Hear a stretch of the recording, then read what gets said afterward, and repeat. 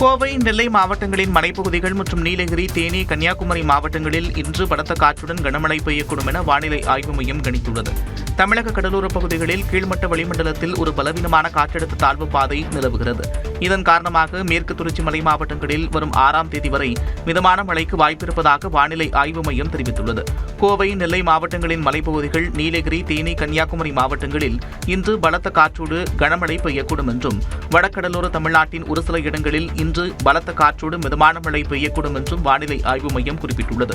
சென்னையை பொறுத்தவரையில் நகரின் ஒரு சில பகுதிகளில் இன்று மாலை அல்லது இரவு மிதமான மழை பெய்ய வாய்ப்பிருப்பதாகவும், அதிகபட்ச வெப்பநிலை 100 டிகிரி ஃபாரன்ஹீட் அளவிற்கு பதிவாகக்கூடும் என்றும் வானிலை ஆய்வு மையம் கணித்துள்ளது. அதே நேரம் தமிழ்நாடு, புதுச்சேரி மற்றும் காரைக்கால் பகுதிகளில் அதிகபட்ச வெப்பநிலை 2 டிகிரி செல்சியஸ் வரை குறையக்கூடும் என்று வானிலை ஆய்வு மையம் தெரிவித்துள்ளது.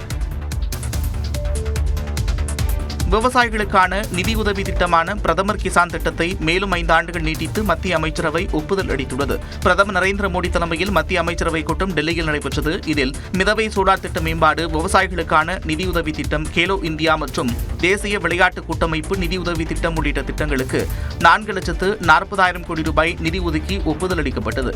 அதன்படி விவசாயிகளுக்கான நிதியுதவி திட்டமான PM கிசான் திட்டத்தை மேலும் 5 ஆண்டுகள் நீட்டித்து 3,15,614 கோடி ரூபாய் நிதி ஒதுக்கப்பட்டுள்ளது.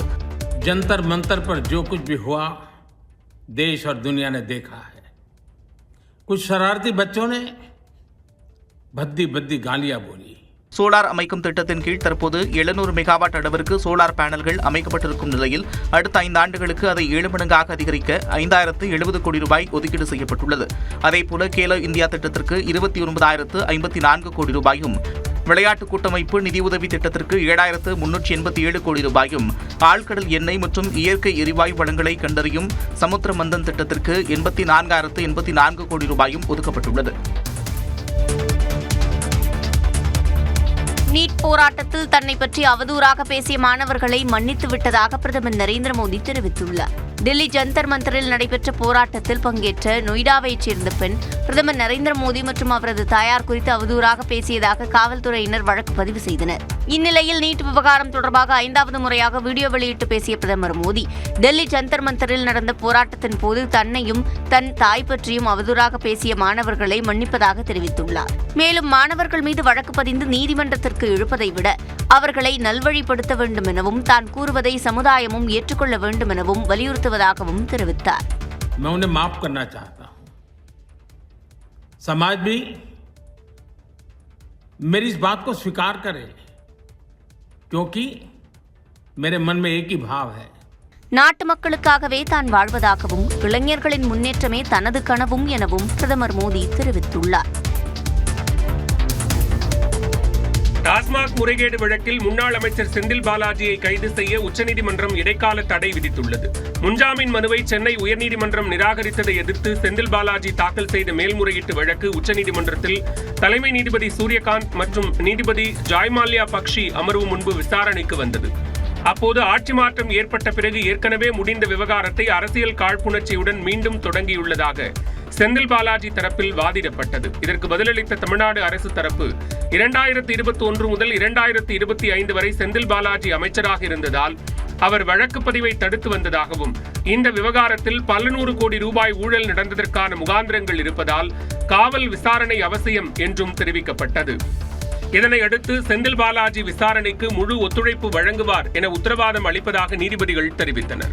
மேலும் செந்தில் பாலாஜி தனது பாஸ்போர்ட்டை நீதிமன்றத்தில் ஒப்படைக்க வேண்டும் என்றும், சாட்சிகள் மீது ஆதிக்கம் செலுத்தக்கூடாது என்றும் நீதிமன்றம் உத்தரவிட்டது. அத்துடன் நிபந்தனைகளை செந்தில் பாலாஜி மீறினால் வழங்கப்பட்டுள்ள இடைக்கால பாதுகாப்பை ரத்து செய்வது குறித்து பரிசீலிக்கப்படும் என்றும் நீதிபதிகள் எச்சரித்தனர். இடைப்பட்ட காலத்தில் காவல் விசாரணை அவசியம் என்பதற்கான புதிய காரணங்களை முன்வைக்கவோ வேறு நிவாரணம் கோரவோ விரும்பினால் தமிழ்நாடு லஞ்ச ஒழிப்புத்துறை மீண்டும் உச்சநீதிமன்றத்தை அணுகலாம் என்றும் நீதிபதிகள் அனுமதி வழங்கினர்.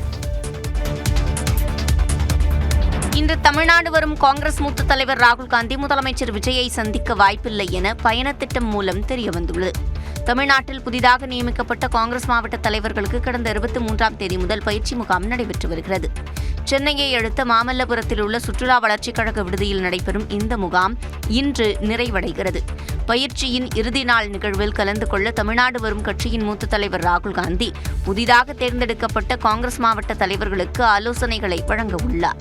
இதற்காக இன்று காலை 10 மணிக்கு சென்னை விமான நிலையம் வரும் ராகுல் காந்தி அங்கிருந்து மாமல்லபுரம் செல்வார் எனவும், காலை 11 மணி முதல் மாலை 5 மணி வரை மாவட்ட தலைவர்களுடனான கலந்துரையாடல் உள்ளிட்ட நிகழ்ச்சிகளில் கலந்து கொள்வார் எனவும் தெரிவிக்கப்பட்டுள்ளது. மாலை 5 மணிக்கு மாமல்லபுரத்திலிருந்து புறப்பட்டு சென்னை விமான நிலையம் செல்லும் ராகுல் காந்தி இரவு 7 மணிக்கு விமான நிலையத்திலிருந்து டெல்லி புறப்படுவார் என அறிவிக்கப்பட்டுள்ளது.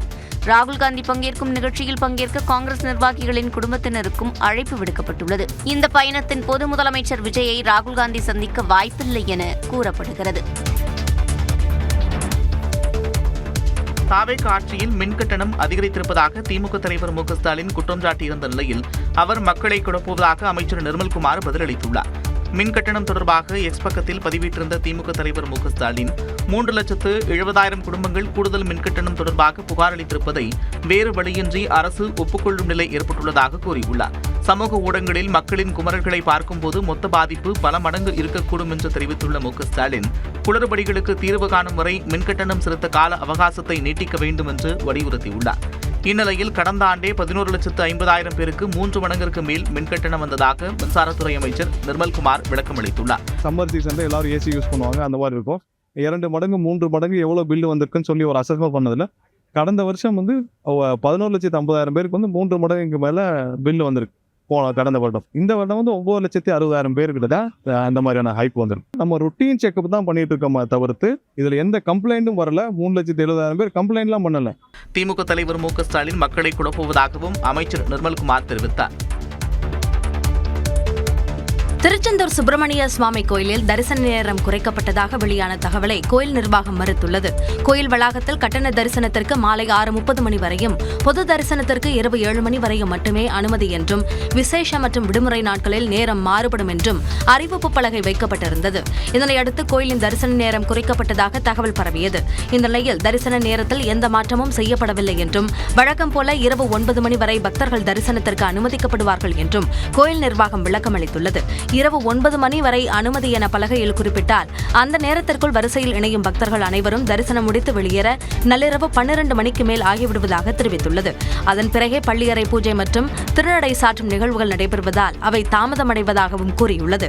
எனவே கட்டண தரிசனத்திற்கு மாலை 6:30 மணி வரையும், பொது தரிசனத்திற்கு மாலை 7 மணி வரையும் வந்து வரிசையில் காத்திருக்கும் பக்தர்களை 9 மணி வரை தரிசனத்திற்கு அனுமதித்து உள்நுழைவை ஒழுங்குபடுத்தவும், நிர்ணயிக்கப்பட்ட நேரத்தில் திருநடை சாற்றும் நடைமுறையை பின்பற்றவும் இந்த அறிவிப்பு பலகை வைக்கப்பட்டதாக கோயில் நிர்வாகம் தெரிவித்துள்ளது.